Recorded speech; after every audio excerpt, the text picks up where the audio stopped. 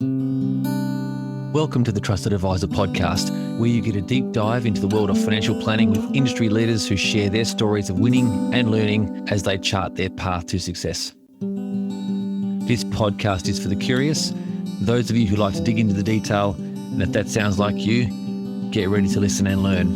And if you've been here a while and you're getting value from these conversations, I'd really appreciate you subscribing or leaving a review.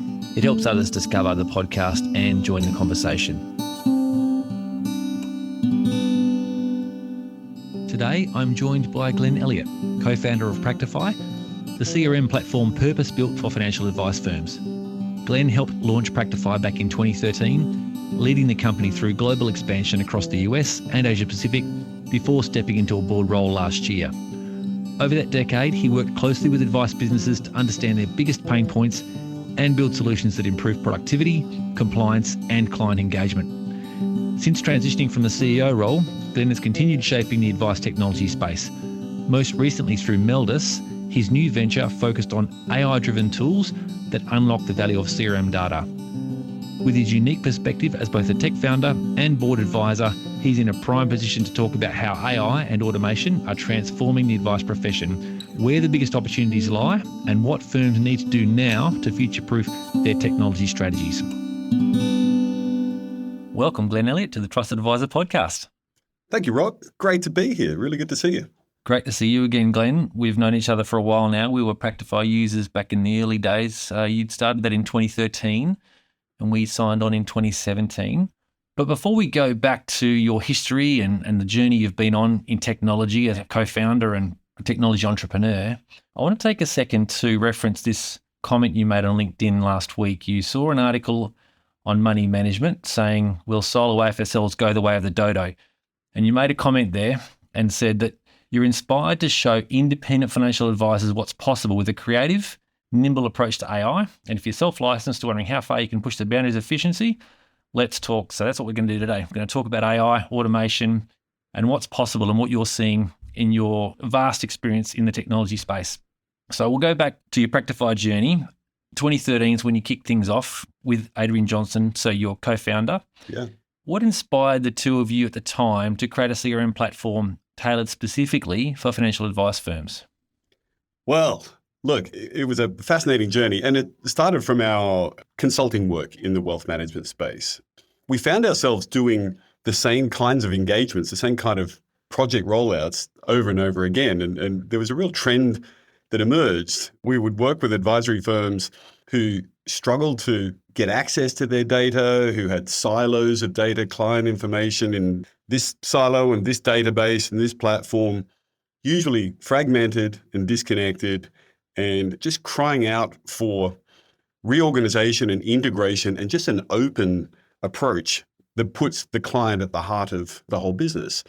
And that was the kernel of the idea for Practifi. We found ourselves designing and implementing those solutions repeatedly. People don't want to buy this on a custom project basis. They want to buy it on a software as a service basis. And from that, Practifi was born. So during your decade at the helm of Practifi, what were the key pain points in financial planning businesses that you were aiming to solve? That bringing together of the data sets that were all fragmented, trying to sort of coordinate everything in a more cohesive fashion. But how did the platform evolve? And now that you serve on Practifi's board, what do you see as the next frontier for CRMs in the advice profession, especially in the context of AI and automation and what that's bringing to the table? Look, our job with Practifi was always to create a better experience for advisors, for their teams, and ultimately for their end investor clients. We wanted to smooth every aspect of operation across the business that we possibly could. We always had this role-based approach to our system design so that the role of the advisor was distinct to that of a client service representative, to a compliance manager, and others in the firm would each have their unique take on what was an integrated single source of truth about their relationship with their clients, and just streamline and make more effective and more automated every step in that journey that we possibly could. My great passion as a tech founder is always to create something that is elegant, that's beautifully designed, that is fit for purpose. It's our job as tech designers to think several steps ahead. You know, it's one thing to listen to your clients, listen to the market, and hear their pain points and understand what they want today.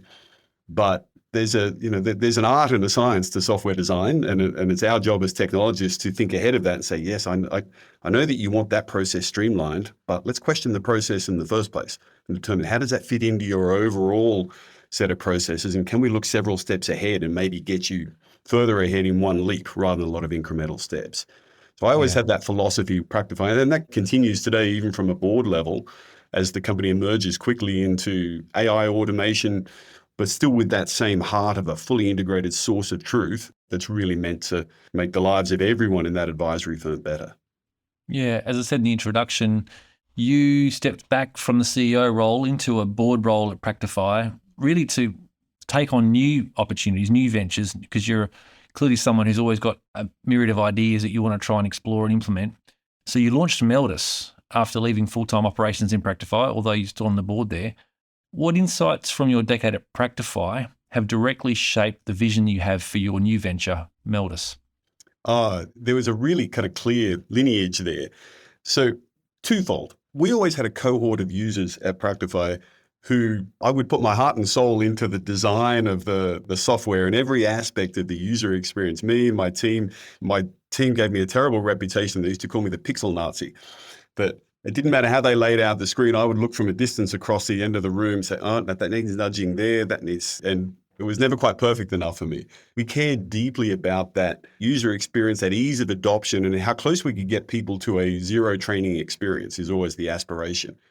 And the advent of generative AI takes that really one step further and allows you to create user experiences that are just even smoother than that can be just natural language activated, can be voice activated, or can be auto activated so that you get insights and information from your data before you even ask. That was sort of the holy grail. These were mythical concepts back in 2016, 17, 18, as we emerged into the market and expanded to the US. But now in my move to Meldus, all of a sudden they're possible. So we've created this kind of agentic framework and applied this in various ways that just smooth that experience for totally non-technical users. And I find that really exciting. Yeah. You speak about elegance and design. It sounds like you're very inspired by the Steve Jobs approach to technology. Everything was about design and making it the great user experience, whether it's a physical object or whether it's software. User experience is everything, the way that he's talked about, I guess, in the context of what was Steve Jobs' great skills, communication, but also his ability to kind of focus on design and be a bit of a, whether it's a pixel Nazi, as you describe yourself, but getting design so that it makes the user experience so great that people want to use the product. And in your case, this software as a service, which Practifi is. So can we take a step into the sort of AI world as you see it now? You know, from your experience with advice firms, how is AI transforming the way planners use CRM data? And where do you see the most realistic productivity gains coming from for financial planning firms? Well, starting with the CRM is a good place to start. That continues to be a varied playing field in the industry, and particularly in Australia. I've spoken to a number of advisors recently who are excited about the advent of AI and what that means for their firm and for them and for streamlining their operations. But getting access to their data in CRMs and other platforms can still sometimes be stuck behind legacy APIs that are proprietary, not well documented, not well known in the developer community. Sometimes they don't even exist at all. And so even just as a fundamental foundation, it is more important than ever before for advisory firms to be working on open platforms and to really drive their vendors to an openness of information architecture. No less secure, of course, these are two sides of the same coin, but a commitment to open standards and open access to your data in a very controlled way. That data is yours. The AI opportunity is there to be seized, but it starts with you having access and control of your own data. But once you have that foundation in place, the opportunities are manifest. Now, there are so many firms talking about what is possible in future, what is the future of AI, and what does this mean for the future of work, of the industry? Do we need advisors anymore? I'm really not fixated on those questions. I think the future of advisors and their businesses and even smaller AFSLs, like you point to in that money management article, I think it's bright as hell. I really do. You have the opportunity now to be an even more trusted and human advisor with an even stronger relationship with potentially a larger number of clients by streamlining and automating the mundane and the everyday, the stuff that your clients don't care about. They want to see more of you and get more advice from you and leverage more value from you. And I think that opportunity now is greater than ever if you get control of that whole information architecture and landscape in your own firm. Yeah. Not every technology vendor is open though, are they? Or they're resistant to sharing their data source or, opening themselves up to an API and connecting to other software platforms. So you see that as a real impediment to businesses that are using them if they do continue to use them. And what do you see as the eventual outcome if everyone kind of comes to this same realization that you have, that you have to partner with firms that are open, that can connect vendors, that is, technology vendors?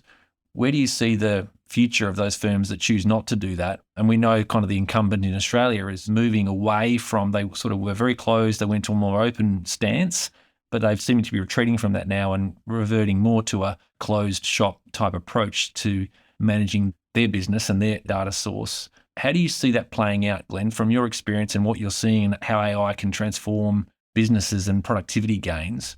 What do you see, just, roll forward 5 years, what does the landscape look like, given everyone's kind of really interested in where this is going to take businesses, how AI and automation will enable businesses to be more productive? And I was talking to a practitioner last night who said they've moved from a 2-to-1 ratio of support staff to advisor, so 2 support to 1 advisor.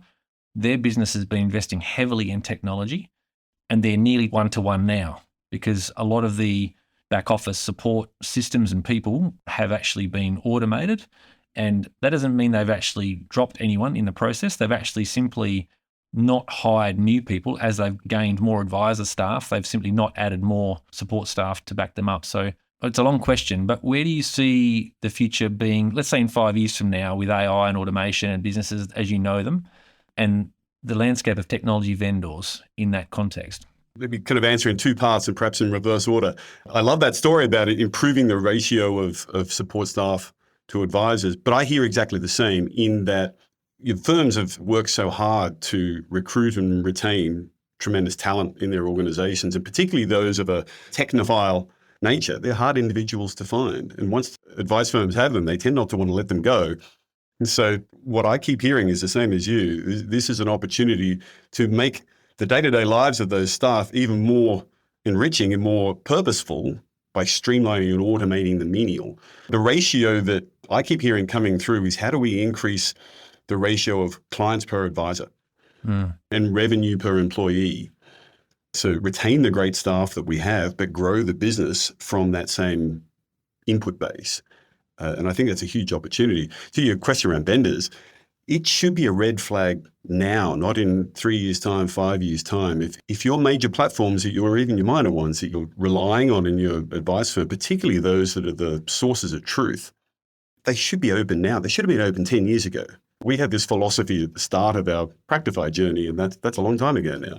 There are firms doing clever things with AI, using RPA, using robotic process automation. So going in through the user experience with AI for AI to effectively operate software as a human being.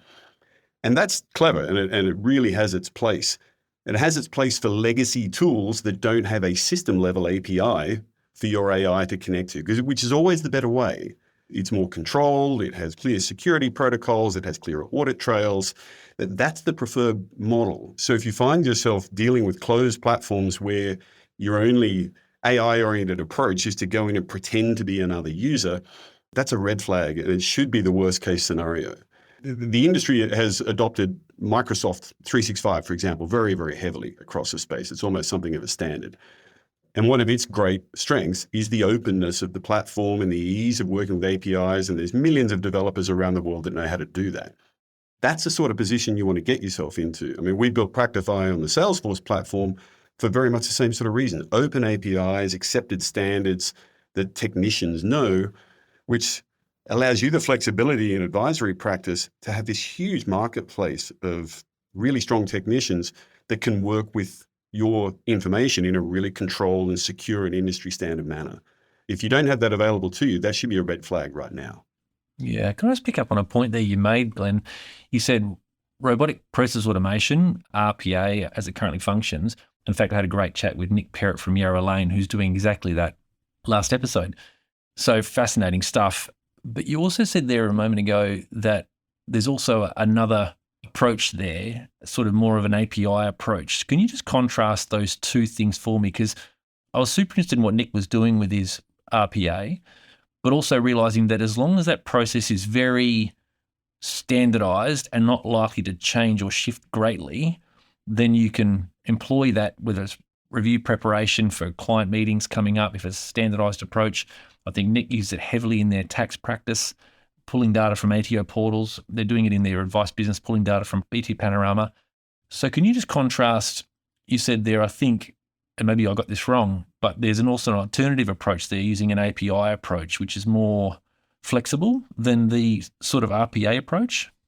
Yeah, so let's use a Microsoft example. So we're all familiar with email and familiar with Outlook. Most of us use it. Obviously, you use your email through Outlook and you get your inbox there. You can open up a given email and you can read its contents. Using an RPA, a robotic process automation approach, you can use an AI agent or AI bot to simulate your activity as a user, to open up Outlook, to go to your email list, open up one and deal with its contents. And that's fine, but it's really not the vendor's preferred approach. Microsoft and all other open technology platforms that lead the way in this, that's not really what they want you to do.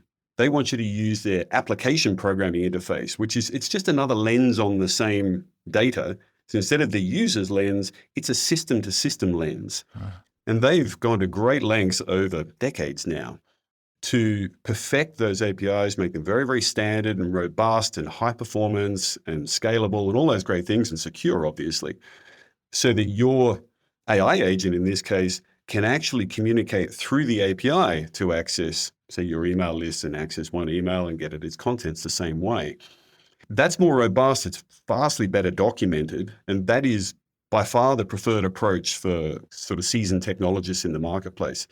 The RPA approach is very handy when you don't have APIs as an option. And that will be the case on an ATO website or an ASIC website or perhaps some investment platforms and the like.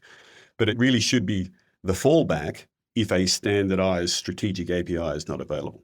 It gets a bit nerdy, but it's exactly those sorts of decisions that once you put them behind you in your advisory firm, then you realize, okay, great. Okay, well, here we have a really strategic approach to that integration. This one, here's where we need a fallback. And we've made very clear decisions at every step in that way.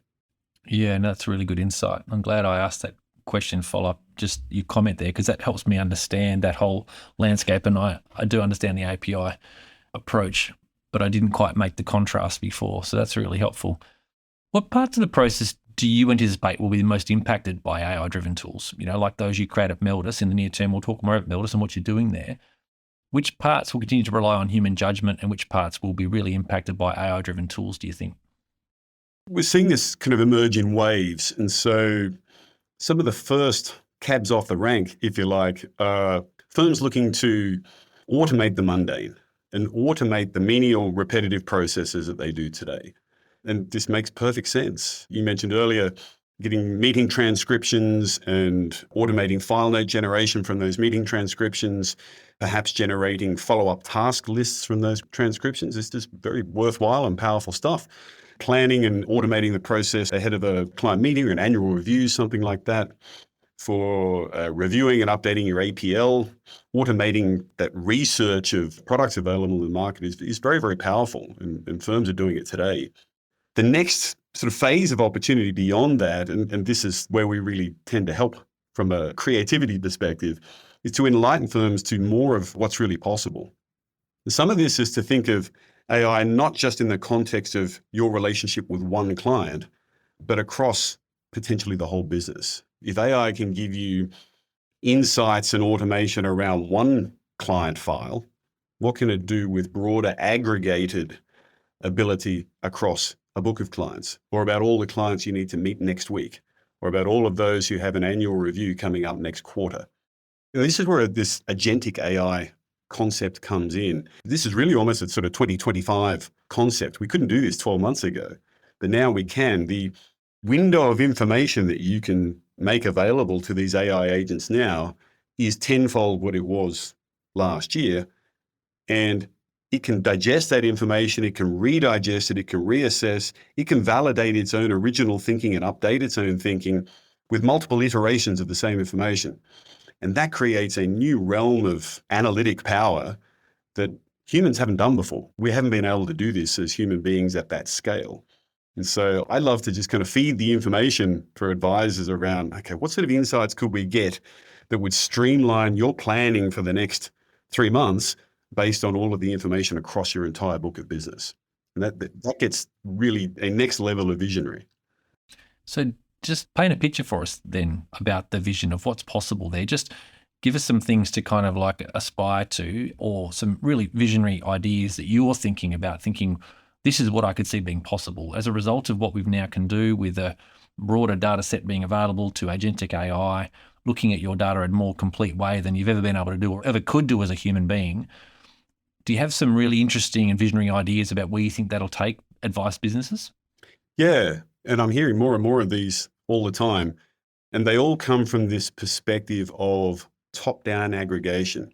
The ability to sort of wake up on a Monday morning and have a sense of what's critical for you to consider in the near term and perhaps in the medium term thereafter. This could be critical dates coming up that are meaningful to your clients, expiring identity documents or your critical family dates, kids' university graduations or, forthcoming retirement dates and the like. To be able to assess en masse the impact of a proposed regulatory change or a forthcoming possible change in superannuation legislation before it hits, to say, okay, do a what if scenario. Who would this impact across these 100 client files, and who should I prioritize first? If this was to come to be, who should I have the first conversations with? Who's impacted most?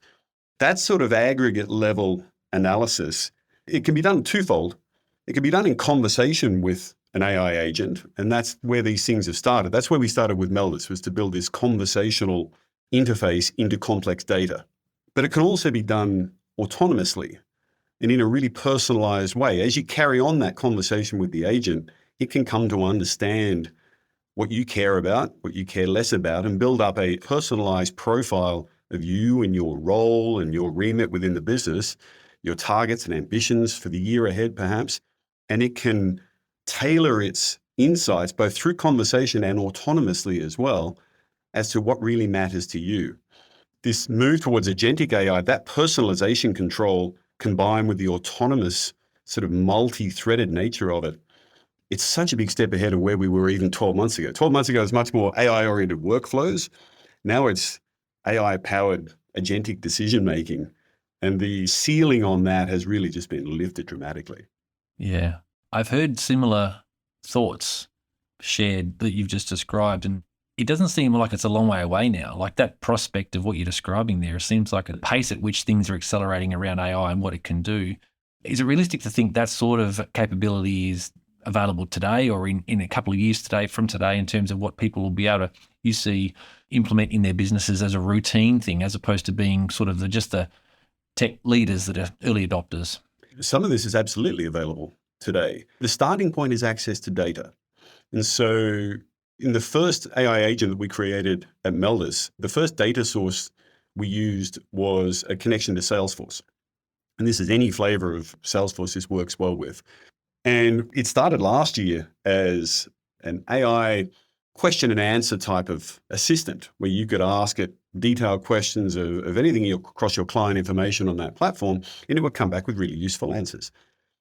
The second iteration of that we created this year is this agentic approach. And there's a really standard design pattern that's starting to emerge in the industry here. This idea of creating an agent and giving it tools. And so you might give it a tool that can access data on, say, a Salesforce platform. You give it another tool that can access data from your files held in OneDrive within Microsoft 365. Another one that might be able to access your email and calendar through the API that Microsoft provides. And all of these are secure, fully authenticated, industry standard type connections that you're totally in control of. Another might be access to your policies and procedures, your AFSL, your own guidelines about how your firm is run and what matters to you. And so then you start to build up capabilities of an agent that can work with you and understand what you need from your data and can determine how to aggregate and synthesize the data across those sources, but using its own decision-making power. It's a real shift. And so that's quite feasible now. And we do this already today. But where that's going is to have multiple agents that work in harmony. You can have that sort of agent that I just described. What we've started doing recently is creating other agents to check the work of the first agent. So these sort of QA, these quality control agents are really, really powerful. This is great from a compliance perspective to go and review a whole swathe of client files and make sure that they adhere to your standards and your policies and procedures. It doesn't replace the processes and relationships that you have today and supervision responsibilities that you have today, but you can really streamline and add a layer of automation in there so you can be more operating by exception than trawling through the detail. Yeah, I love that. What prerequisites around CRM data quality and structure are essential for advice firms in order to unlock these benefits of AI tools? I mean, there's clearly got to be a way of capturing your data and storing it such that AI can be most effective with your data set. So can you tell us a bit about that data quality and structure that's necessary to make it effective? So it's first and foremost the openness of the platform. So most platforms in the industry, whether they're more CRM focused or whether they're more portfolio management focused or advice execution focused, most of them have quite a thought through structure for their data, particularly the mature tools, and most of those are quite good. So when you create an agent like this, you tune it. You say, right, here's access to my data through an API, preferably, and here's some detailed documentation on how that API works. So there's a clients table, and there's a securities table, and there's a transactions table, whatever there may be. There's an interactions table. And it can ingest those instructions and learn from those instructions and access that API and make sense of it with well thought through data structures like that, which the industry tends to have, but they don't all have the openness. It's getting that access in the first place, which is so critical. So if you have that, look, the more standard, the better, because of course these language models today have an inherent understanding of some platforms. They understand the Microsoft 365 platform intimately. They understand the Salesforce platform and its various derivatives intimately. They understand esoteric industry tools far less well, but it's still possible. It just takes a little bit more tuning on those data models and information architecture as long as they're open. Yeah, okay. So you've talked about Salesforce and Microsoft, and both have obviously market-leading CRMs, and they both have an element of AI built in. Copilot within the Microsoft environment, and Einstein is Salesforce's equivalent, I guess, and you know it better than me. But how do you see businesses looking to adopt AI in their tech stack? Do you encourage them to go more the native built-in tools that are being built by these CRM leaders, or are bolt-on tools just as effective if it's an open architecture platform, CRM, the way that Salesforce and Office 365 are? Well, the great news is that it needn't be either or. It can be a blend of all of these. Some of it comes down to commercials as much as it does technical decisions as well.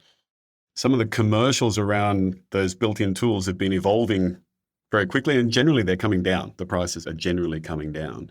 Microsoft Copilot launched as an add-on price and then started to get absorbed into certain versions of Microsoft 365, which is very promising. And I know many advisors are making pretty good use of that in their firms. Salesforce has gone very hard at all things Agent Force. It's on every brand message of theirs now, sings this from the rooftops. It started as slightly alarmingly expensive, but is now getting more affordable. It's a complex pricing model that they have, but if you're on that platform, it's worth exploring. But I would absolutely argue that those sort of major incumbent vendors in the world of AI are just not moving at the same pace as others. And I applaud both of those platforms for having such open APIs to allow their customers to work with third parties in the industry.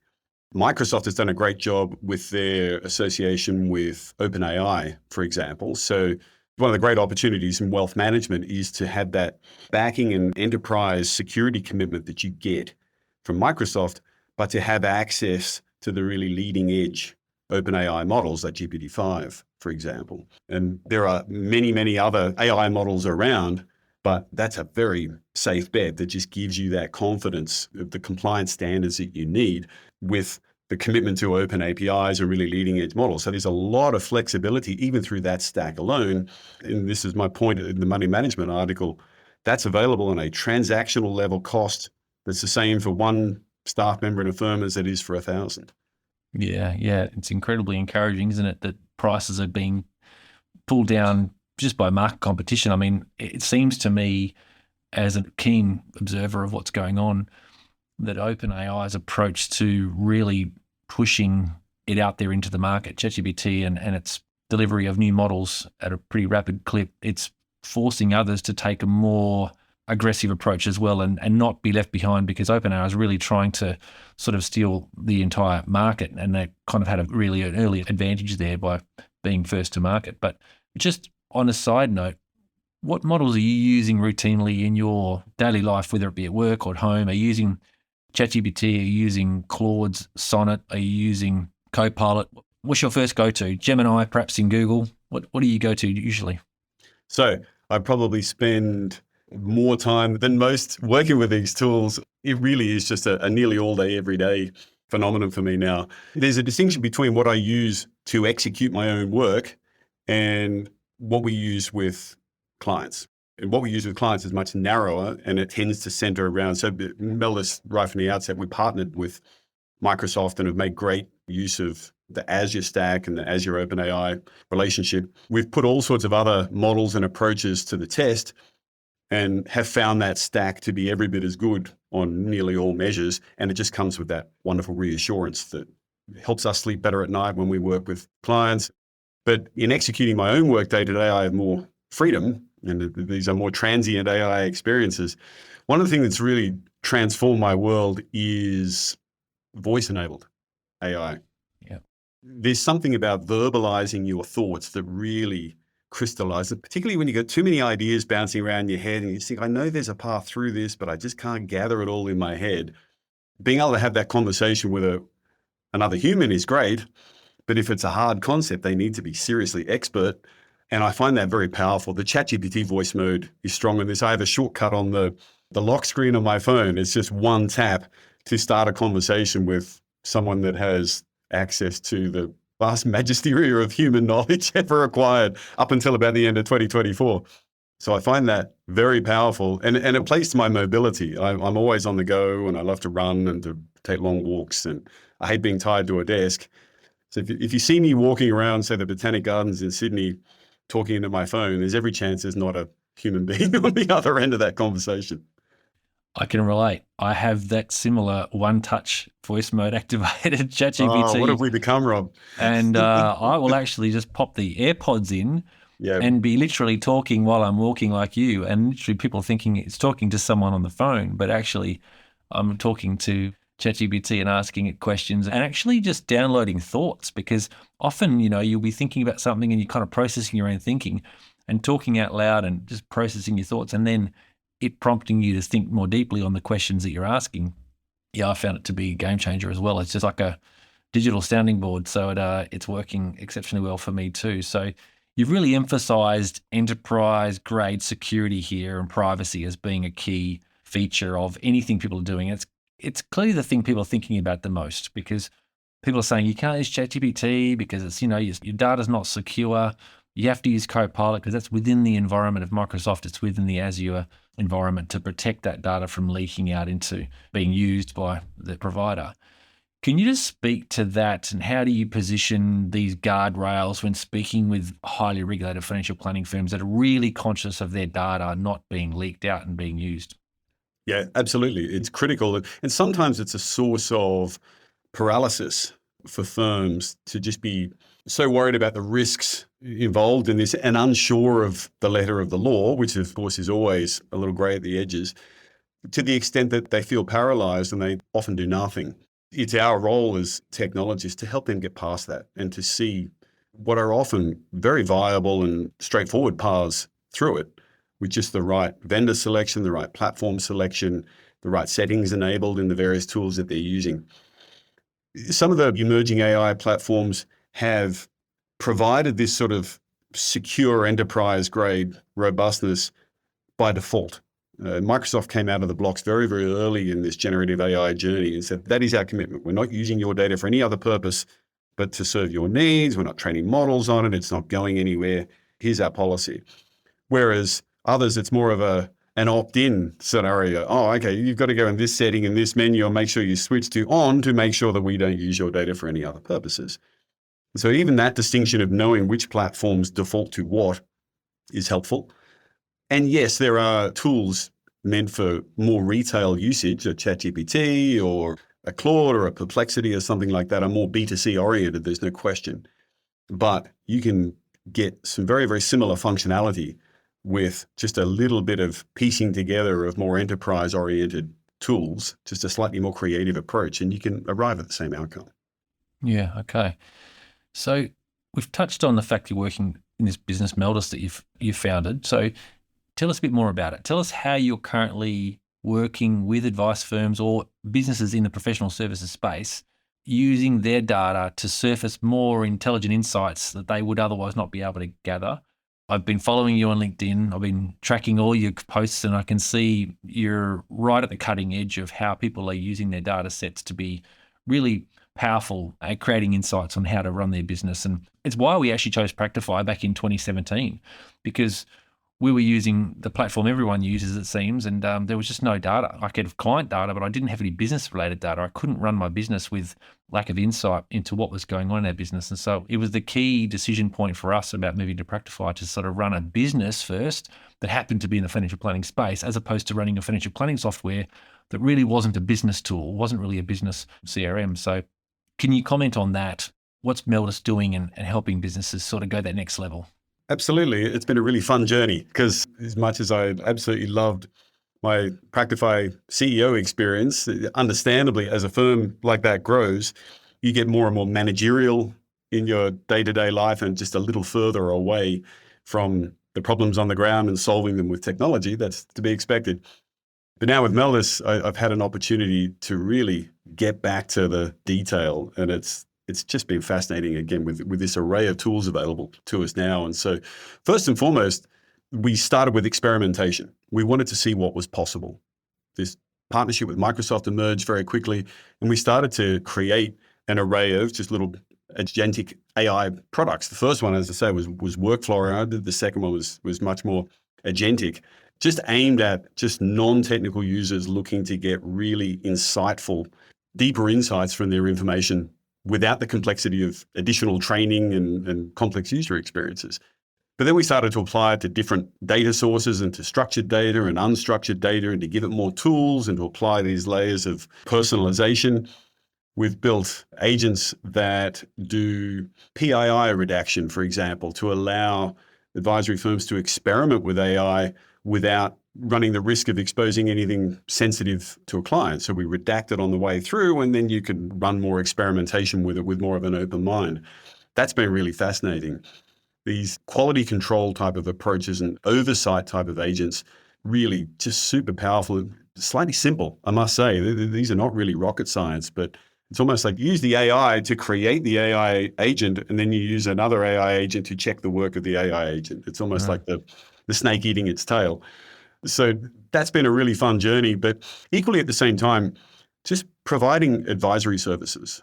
You know, I've been very fortunate going on the fintech and wealth tech journey that I've been on now for a long time, both in Australia and very heavily exposed and driving in North America as well over a long time. And so just being able to provide that level of broad expertise and insight and slightly visionary leadership, hopefully, to advisory firms, they don't necessarily have the access to that they might like. So we found that really exciting. It's a nice opportunity to be able to just kind of get back to the ground level and provide that sort of advice. Yeah, great. So if you were advising a growing financial planning firm today, what would be your advice regarding their CRM and tech strategy, especially if they want to future-proof with AI-ready infrastructure? I think one of the key points you've made is about this open architecture platform. You must go with open architecture, albeit with enterprise-grade security. What else would you say to a growing financial planning firm today that wants to set themselves up for the future of AI and what it can do? Yeah, look very hard at the openness of platforms, at the commercial arrangements of platforms. There are still some very kind of locked down, long-term, complex commercial relationships in the market that frankly need a new lens over them because the costs associated with hosting data and processing data continue to come down. And so where you see these complex modular platforms that have been around for a long time, firstly, have they changed much in that time? If you're looking at your contract renewal for the next 3-year term, how much has this stack moved on since we last signed on? That really needs a clear lens over now. And if it hasn't changed much in the last 2 years, then it really should have, or at least should have a very, very clear path for how it's evolving now in this age of faster technological change than ever before. So be wary of those longer term contracts, be wary of proprietary lock-ins to platforms that the broader technology landscape doesn't understand very well. We used to care a lot about selecting platforms that the developer community would understand well so that you had freedom of choice for the vendors that you might choose to work with. That's now extended to consider platforms that AI models know well, because it's an extension of your technical team. You could even have a conversation with ChatGPT and say, right, if I told you we were moving to this platform over here, tell me what you know about it in depth. Tell me what you don't know about it in depth. And you'll get a very meaningful answer, and compare and contrast that to these more open platforms where the AI models have already consumed the API documentation and all the community help boards. That's very, very powerful. But also going into this with a really, really nimble mindset, that it is vastly quicker than ever before to try an idea, to prototype an idea, to prototype another one, all within the guardrails of a secure and robust environment. That's not too hard to get started with. But don't think, what can we deliver in 6 months? Think, what can we prototype in a sprint, in 2 weeks, in 4 weeks? And you should find that there are ideas that will come to life or they won't pretty quickly. And that turnaround time now is faster than ever before. Yeah, your insights and your experience in this space would be invaluable for firms like ours and other business owners to talk to, or just to help shape our own direction. So how do people get in contact with you, Glenn, if they want to talk about what you know and what they should be doing to try and position themselves to leverage the available technology now and the AI automation that's available? How should they get in contact with you? Yeah, I'd love to hear from any of your listeners who we might be able to help. LinkedIn is a great place to connect with me. As you mentioned, you'll see me posting there regularly, usually in running gear or gym gear or something. Yeah, hit me up on LinkedIn. I'll connect to everybody. I'd love to start a conversation with you. When those conversations are in person, there's always a question of, is this coffee o'clock or is it Shiraz o'clock? But we can address that when we connect, but that's a nice problem to have. Yes, I know you're a lover of wine and named all of your releases at Practifi after a wine vintage. So listeners, take note. If you're catching up with Glenn after what time? About lunchtime? If it's after lunchtime? Let's go for 5-ish. Let's go 5 o'clock. All right. No, I've known you for a while, Glenn. I've followed everything you're talking about, and it's been great to reconnect with you today and listen to the way you're seeing the way financial planning firms are taking advantage of technology and how it's shaping the way businesses are going to be more productive and just get greater insights into their business to make better decisions. So I really appreciate you joining me today, Glenn Elliott from the Trusted Advisor community. Thanks for joining us on the podcast. Absolute pleasure. Thanks for having me, Rob.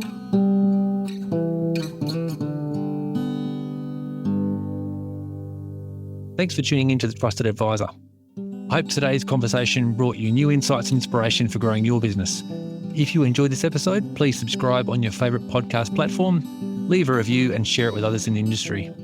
And don't forget to connect with us on LinkedIn for updates on future episodes. Until next time, keep building trust, embracing innovation and driving success in your practice.